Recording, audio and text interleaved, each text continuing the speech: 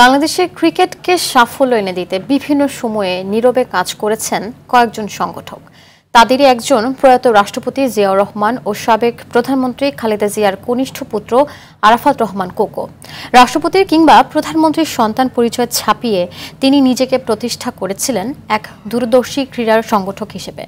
বাংলাদেশের test status প্রাপ্তির সুবর্ণ জয়ন্তী উপলক্ষে প্রয়াত এই সংগঠকের কিছু অবদানের কথা তুলে ধরছেন আতিকুল ইসলাম শাকিল।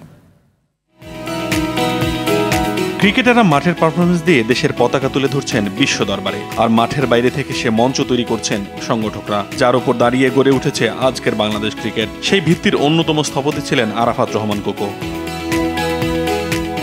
বিসিবির দায়িত্ব পালনকালে কোকো চালু করেন হাই পারফরমেন্স ইউনিট। প্রতিভাবান তরুণদের আন্তর্জাতিক মানে প্রস্তুত করার সেই উদ্যোগই আজ হয়ে উঠেছে সাফল্যের অন্যতম মূলধারা। কোকো ভাই তখন ক্রিকেট বোর্ডের ডেভেলপমেন্টের চেয়ারম্যান ছিলেন এবং তিনি ক্রিকেটের উন্নয়নে ওই সময় অনেক কাজ করেছেন।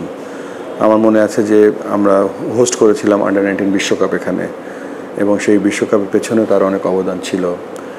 তার আমলেই আমাদের হাই পারফরমেন্স যে সিস্টেমটা চালু করেছিলাম সেই কাজগুলো করেছিলাম। সর্বোপরি তিনি ক্রিকেটের জন্য অনেক ইজি অ্যাক্সেস ছিলেন এবং ক্রিকেটের ব্যাপারে তার একটা অন্যরকম ভালোবাসা ছিল। শুধু কাঠামোই নয়, তার পরিকল্পনায় উঠে এসেছে বিশ্বমানের অনেক ক্রিকেটার, যারা পরে হয়ে ওঠে জাতীয় দলের স্তম্ভ।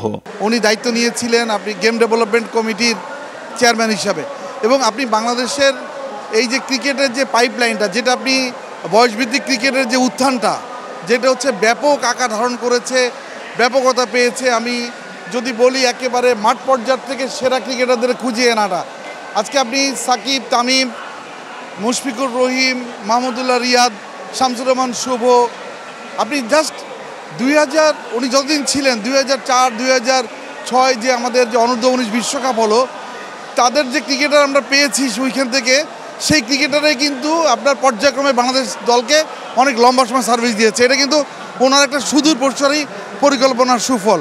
2015 সালে মাত্র 45 বছর বয়সে মারা যান আরাফাত রহমান কোকো। তবে বাংলাদেশের ক্রিকেটে তার রেখে যাওয়া অবদান গর্ব ও কৃতজ্ঞতায় বেঁচে আছে বিসিবি ও ক্রিকেটারদের হৃদয়ে। আতিকুল ইসলাম শাকিল, RTV, ঢাকা।